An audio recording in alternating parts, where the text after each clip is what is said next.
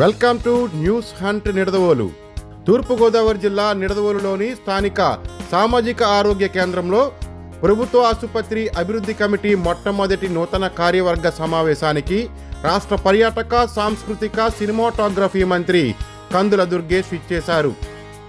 ప్రభుత్వ ఆసుపత్రి అభివృద్ధి కమిటీ నూతన చైర్మన్గా రాష్ట్ర సాంస్కృతిక పర్యాటక సినిమాటోగ్రఫీ మంత్రి కందుల దుర్గేష్, ఆసుపత్రి అభివృద్ధి కమిటీ సభ్యులుగా జనసేన పార్టీ నుండి తూరుగోపు సాగర్, తెలుగుదేశం పార్టీ నుండి తిరుపతి సత్యనారాయణ, బీజేపీ పార్టీ నుండి చామంతి సాయిదుర్గ, ప్రభుత్వ వైద్యులు Fayaz, municipal commissioner T Krishnaveni, MPDO లక్ష్మీనారాయణలు ఏకగ్రీవంగా ఎన్నికైన తరువాత నిర్వహిస్తున్న మొట్టమొదటి సమావేశానికి విశేష స్పందన లభించింది.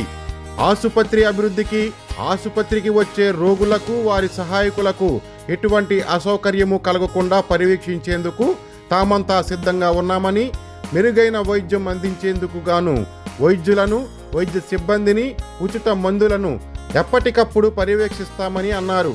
ప్రభుత్వ ఆసుపత్రిలో ఎటువంటి సమస్యలు తలెత్తినా తమ దృష్టికి తీసుకురావాలని కోరారు.